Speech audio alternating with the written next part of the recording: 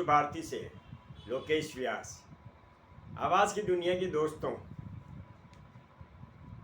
दोस्तों, मनुष्य प्राय कई बार कहता है ईश्वर न्याय नहीं करता है, ईश्वर ने मेरे साथ न्याय नहीं किया है, ईश्वर मेरे साथ पक्षपात कर रहा है। ऐसा प्राय हम लोग कोई भी गलती होने पर ईश्वर को दोष देने लग जाते हैं, जबकि प्रभु का न्याय समझना आपके और हमारे बस का रोग नहीं है। प्रभु हमेशा न्याय करता है, लेकिन हम लोग समझ नहीं पाते, इसलिए उसको दोष देते हैं। मनुष्य अल्पज्ञ होने से न्याय करने में गलती कर सकता है, परंतु ईश्वर सर्वज्ञ, पक्षपात रहित, निस्वार्थ, पूर्ण न्यायकारी होने से न्याय करने में कभी भी गलती नहीं कर सकता। बस हमें ईश्वर में अटूट विश्वास और धैर्य की आवश्यकता है।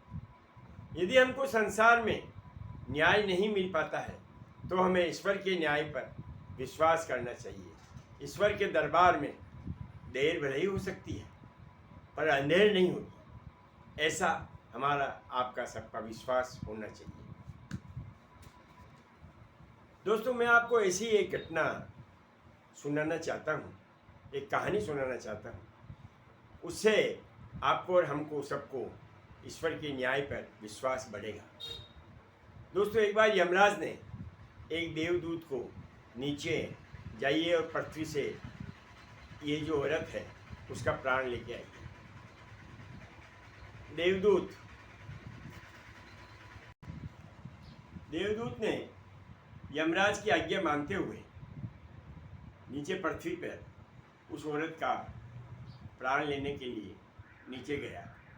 नीचे जाकर के वो देखता है कि 3 छोटी छोटी बच्चियां हैं और वो रो रही है, और उनके पिता भी नहीं है। ये सब देखते हुए देवदूत को दया आ गई। वो वापस ऊपर गया और यमराज से कहा कि प्रभु, आप किसी और का प्राण ले लीजिए। इस औरत को फिलहाल जब तक ये बच्चियां बड़ी नहीं होती है, इन्हें जिंदा रहने दीजिए। छोटी छोटी बच्चियां हैं, उनका पालन पोषण कौन करेगा, कैसे होगा। यमराज ने कहा, देवदूत, तुम्हारा एक ही काम है, हमारे आदेश की पालना करना। और जो हमारे आदेश की पालना नहीं करता है, तुम्हें अच्छी तरह मालूम है कि उसको सजा भुगतनी पड़ती है। अतः मैं तुम्हें पृथ्वी पर भेज रहा हूँ सजा भुगतने के लिए। तुम्हारी सजा ये होगी कि जब तुम 3 बार हंस जाओगे, तो तुम्हें वापस मैं ऊपर बुला लूँगा और हमारे काम पे लगा दूँगा। ये कहते हुए यमराज ने देवदूत को पृथ्वी पर फेंक दिया। देवदूत जब पृथ्वी पर गिरा, तो उस समय देवदूत की हालत ये थी कि उसके शरीर पे कोई वस्त्र नहीं था, नाम मात्र का एक कंबल ओढ़ रखा था, और उस सर्दी से जूझ रहा था। उधर से एक मोची निकला। उसने इसकी हालत देखते हुए दया दिखाई और उनसे कहा, तुम कौन हो? देवदूत ने कहा, मैं साधारण मनुष्य हूँ, मेरे पास खाने पीने की कोई व्यवस्था नहीं है और कपड़े भी पूरे नहीं हैं। मोची को दया आ गई। उसने कहा, देखो, मैं तुम्हें घर ले जाऊँगा, तुम्हें मेरे काम में मदद करनी है, तुम्हें खाना पीना मैं दे दूँगा, कपड़े भी दे दूँगा। उसने कहा, चलिए। रास्ते में उस मोची ने देवदूत से कहा, मैं जब जाऊँगा तो मेरी बीवी तुम पे गुस्सा करेगी, मेरे पे भी करेगी, तुम पे भी करेगी, किसको उठा के ले आए, क्या कर दिया, पर तुम नाराज मत होना। देवदूत उस मोची के घर पहुंचा। मोची की बीवी ने देखते ही भड़क गई। अपना खाना तो पूरा होता नहीं है, किसी को उठा रहे और कह रहे हैं कि ये यहीं रहेगा, यहीं खाना खाएगा। और ऐसा करते हुए उसकी बीवी जोरदार उससे लड़ने लगी। ये देखते हुए जो देवदूत था वो हंसा। मोची की समझ में नहीं आया कि ये क्यों हंसा, और देवदूत ने सोचा, इसकी बीवी को मालूम नहीं है कि मैं कौन हूँ, और मेरे आने से इसके इनकम में, आय में बहुत बढ़ोतरी हो जाएगी, क्योंकि मैं जो काम करूँगा वो बहुत ही बढ़िया काम होगा। ऐसा उसके मन में आ रहा था, इसलिए वो हंसा।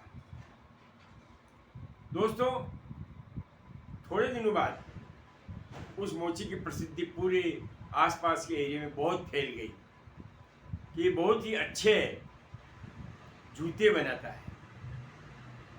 आसपास के सारे लोग आने लगे और उसको समृद्धि मिल गई। थोड़े दिनों बाद एक राजा का आदमी आया और उसने कहा कि ये बहुत ही अच्छा चमड़ा मैं आपको देके जा रहा हूँ और इस चमड़े के आप जो है राजा के जूते बना दीजिएगा और ध्यान रखिएगा इसके बाद हमारे पास कोई चमड़ा नहीं है, इसलिए इस चमड़े को बिल्कुल खराब नहीं होना चाहिए। उस मोची ने देवदूत की तरफ देखा। देवदूत ने कहा हाँ हम बना के दे देंगे। ऐसा कह करके वो मोची राजा का आदमी वापस चला गया। इधर जो देवदूत था उसने उसको बजाय जूते के चप्पलें बनाना चालू कर दिया।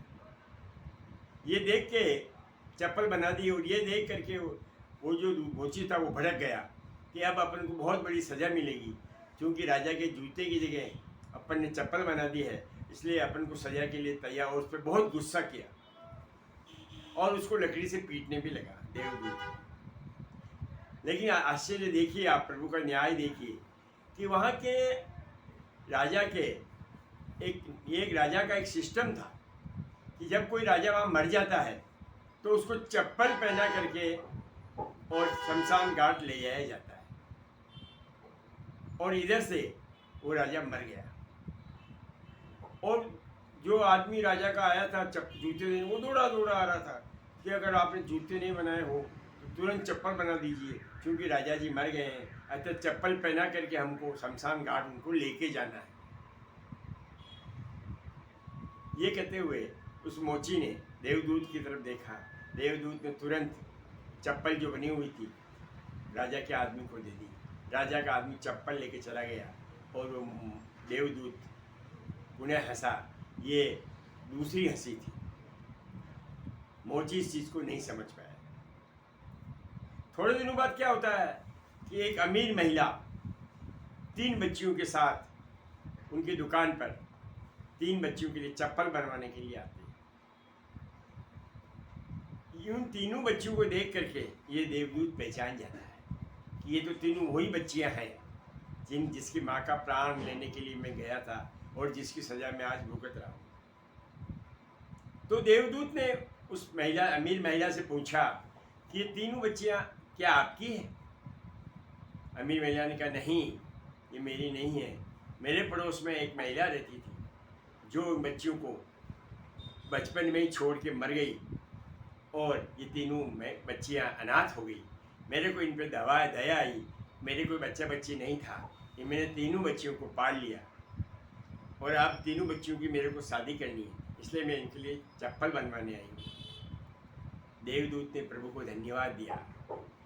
देवदूत ने कहा, मन में सोचा कि प्रभु इन बच्चियों को अमीर के घर पलना था, इसलिए तू उस औरत का प्राण लेना चाहता था। हम तेरी माया कैसे पहचान सकते? ऐसा सोचते हुए वो देवदूत तीसरी बार हंसा और जो ही वो तीसरी बार हंसा वो देवदूत पुनः यमराज के घर चला गया देवदूत बन के और वहाँ वापस अपना काम करने लगा। दोस्तों, हम प्रभु के न्याय को नहीं पहचान पाते। प्रभु की माया कोई नहीं पहचान पाता है। उसकी माया का पार, उसकी लीला का पार कोई भी नहीं पहचान सकता है।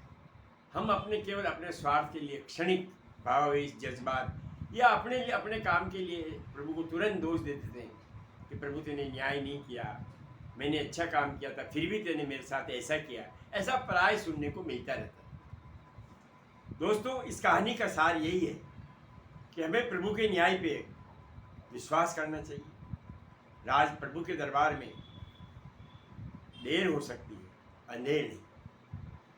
दोस्तों, आज के अंक में मैं यही कह करके अपनी वाणी को विराम देता हूँ और आपसे निवेदन करता हूँ, कृपया अगर ये वीडियो आपको अच्छा लगा हो तो आप इसे लाइक करें, शेयर करें व सब्सक्राइब अवश्य करें।